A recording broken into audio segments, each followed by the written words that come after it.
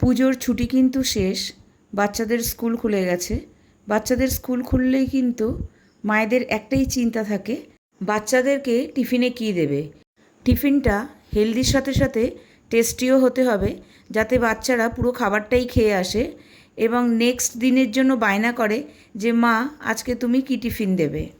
তাহলে চলুন দেখে নেওয়া যাক এই সপ্তাহে আমি আমার বাচ্চাদেরকে টিফিনে কী দিয়েছি। সবার প্রথমে জানাই, রেসিপিগুলো যদি ভালো লেগে থাকে অবশ্যই লাইক, শেয়ার এবং কমেন্ট করতে ভুলবেন না। নমস্কার বন্ধুরা, টুকির রান্নাঘরে সবাইকে স্বাগত। মিক্স ভেজ রাইস বানানোর জন্য প্রথমেই আমি এখানে নিয়েছি 2 টেবিল স্পুন রিফাইন্ড অয়েল। তেলটা ভালো করে গরম হয়ে গেলে তাতে দিয়ে দিয়েছি 3টে তেজপাতা, 2টো দারচিনি, 3টে লবঙ্গ, 2টো এলাচ। ফোড়ন থেকে সুন্দর গন্ধ বেরোলে তার মধ্যে দিয়ে দিলাম একটা মিডিয়াম সাইজের কুচানো পেঁয়াজ। পেঁয়াজটার মধ্যে হালকা একটু রং ধরলেই এরপর একে একে দিয়ে দেব ভেজিটেবলসগুলো। প্রথমেই আমি দিয়ে দিলাম হাফ কাপ গাজর। গাজরটা একটু নরম হয়ে গেলে হাফ কাপ ফুলকপি, হাফ কাপ ক্যাপসিকাম আর হাফ কাপ বিনস। এরপর দিয়ে দিলাম হাফ টিস্পুন নুন, 1 টেবিল স্পুন চিনি আর 3টে চেরা কাঁচা লঙ্কা। নুনটা কিন্তু আপনারা আপনাদের স্বাদ অনুযায়ী ব্যবহার করবেন। সবজিগুলো ভালোভাবে নরম হয়ে গেলে এর মধ্যে আমি দিয়ে দেব আগে থেকে তৈরি করে রাখা বাসমতি রাইস। বাসমতি রাইসের বদলে আপনারা কিন্তু ঘরের যে কোনো নর্মাল চালও ব্যবহার করতে পারেন। এই সময় কিন্তু গ্যাসের ফ্লেমটাকে আমি লোতে রেখেছি।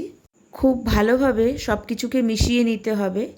সব কিছু ভালো করে মিশে গেলে তার মধ্যে দিয়ে দিলাম হাফ টিস্পুন ঘি। আবারও সব কিছুকে খুব ভালো মতো মিশিয়ে নিতে হবে।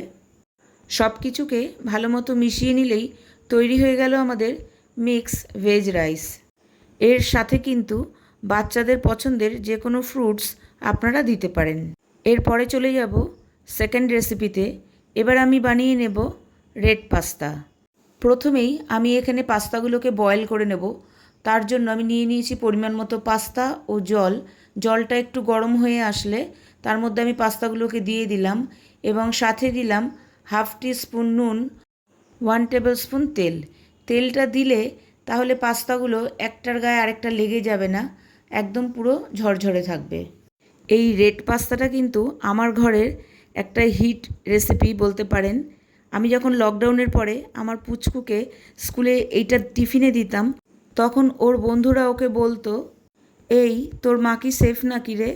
কথাটা শুনে আমার কিন্তু খুব হাসি পেত। তখনও কোনোদিনও ভাবিনি আমি ইউটিউবে আসব। পাস্তাটা কিন্তু বয়েল হয়ে গেছে এবং আমি ওটাকে একটা ছাঁকনির সাহায্যে ছেঁকেও নিয়েছি।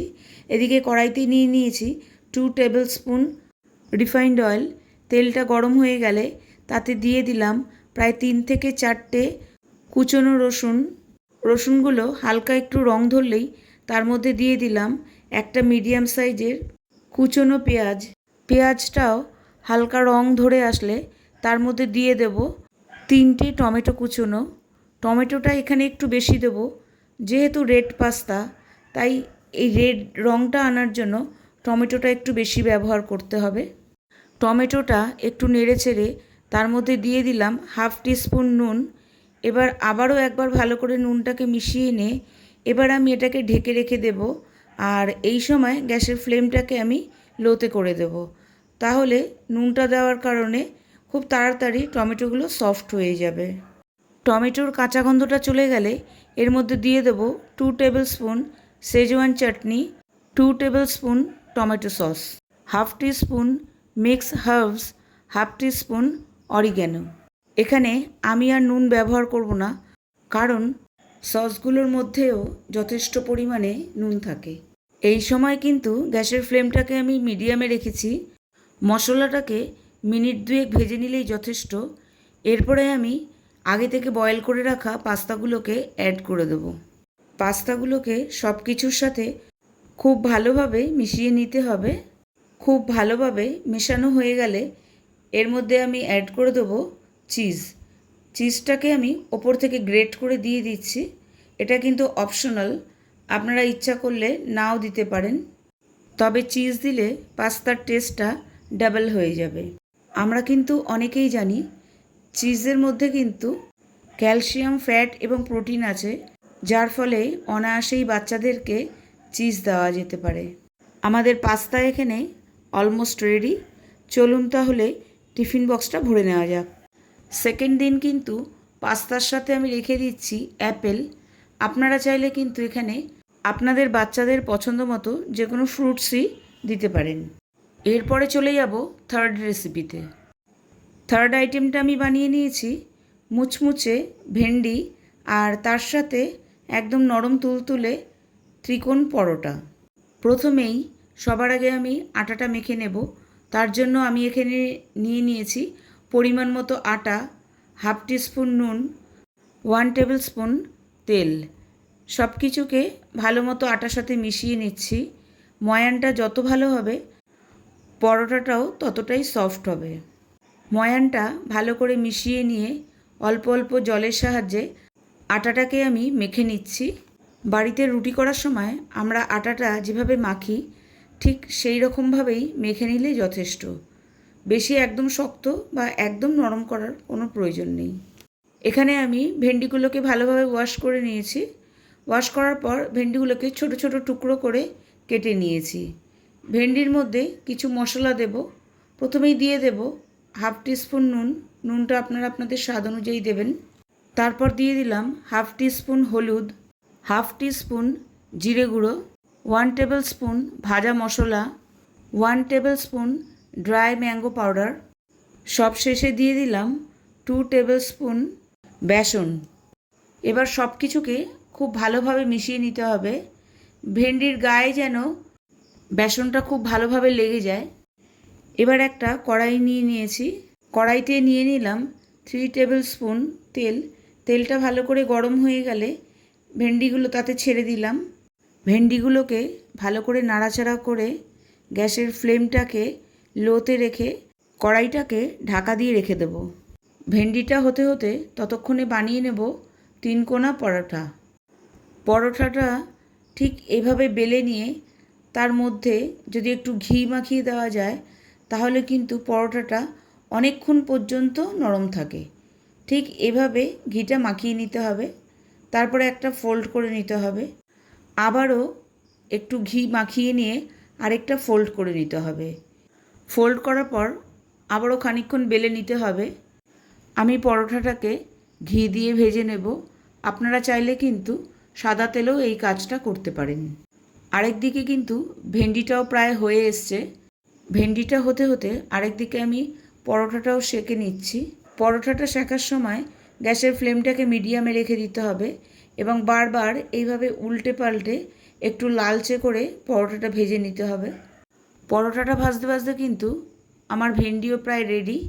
ভেন্ডিগুলো দেখুন একদম ঝুরঝুরে হয়েছে, কেউ কারুর গায়ে লেগেনি, সবকটাই আলাদা আলাদা। এবার আমি এটাকে গরম গরম টিফিন বক্সে ভরে দিচ্ছি। দেখুন পরোটাটা কিন্তু একদম সফট হয়েছে। এর সাথে রেখে দিতে পারেন বাচ্চার মন পছন্দের যে কোনো ফ্রুটস। আমাদের কুরকুরে ভেন্ডি আর পরোটা একদম রেডি। এবার চলে যাব লাস্ট রেসিপিতে। এখানে আমি আজকে বানিয়ে নিয়েছি গার্লিক চিজ স্যান্ডউইচ। তার জন্য প্রথমেই আমি নিয়ে নিয়েছি প্রায় 12 থেকে 15টা রসুনের কোয়া।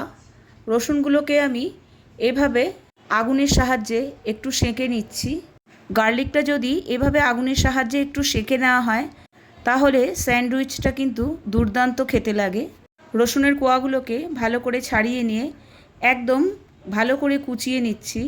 যতটা পরিমাণ সম্ভব কুচিয়ে নেওয়া যায়। রসুনগুলো কোচানো হয়ে গেলে আমি নিয়ে নিচ্ছি একটা বাটিতে 3 টেবিল স্পুন বাটার। আমার চ্যানেলের নতুন বন্ধু হয়ে থাকলে চ্যানেলটিকে সাবস্ক্রাইব করে আমার পাশে থাকার অনুরোধ রইল। আর নিচে দেওয়া বেল আইকনটি অবশ্যই প্রেস করে দেবেন।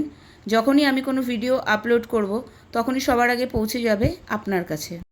সবার প্রথমে এখানে আমি দিয়ে দিচ্ছি কুচনো রসুনগুলোকে।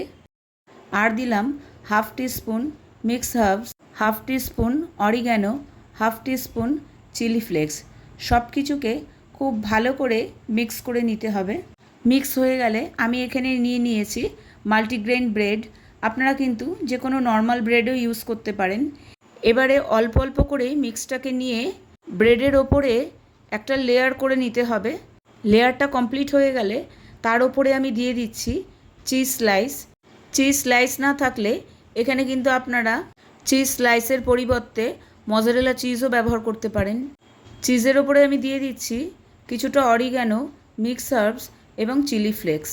এখানে কিন্তু আমি কোনো ধরনের নুন ব্যবহার করব না, কারণ বাটারে এবং চিজে অলরেডি প্রচুর পরিমাণে নুন থাকে। ওপরে আমি আরেকটা ব্রেড দিয়ে দিলাম। এবার একটা প্যান নিয়ে তার মধ্যে কিছুটা বাটার লাগিয়ে দিলাম। বাটার লাগানোর পর ব্রেডটাকে গরম প্যানের ওপর রেখে দিলাম এবং ওপর দিয়ে আরেকটু বাটার লাগিয়ে দিলাম। তারপরে একটা ঢাকনার সাহায্যে 2 মিনিটের জন্য ঢেকে দিলাম। 2 মিনিট পর একটা সাইড হয়ে গেলে আবারও ব্রেডটাকে উল্টে দিলাম এবং 2 মিনিটের জন্য ঢেকে দিলাম। হয়ে গেল আমাদের চিজ গার্লিক স্যান্ডউইচ। বাচ্চাদের খাওয়ার সুবিধার জন্য এটাকে আমি 2 পিস করে দিলাম, যাতে টিফিন বক্সে দিতেও সুবিধা হয় আর বাচ্চাদের খেতেও সুবিধা হয়। আমি কিন্তু রেসিপিগুলোকে খুব সহজভাবে দেখিয়ে দিলাম। অবশ্যই বাড়িতে একদিন ট্রাই করবেন। আজকে তবে এই পর্যন্তই। আবার দেখা হবে আরেকটি নতুন ভিডিওর সাথে। ভালো থাকবেন, সুস্থ থাকবেন। টাটা।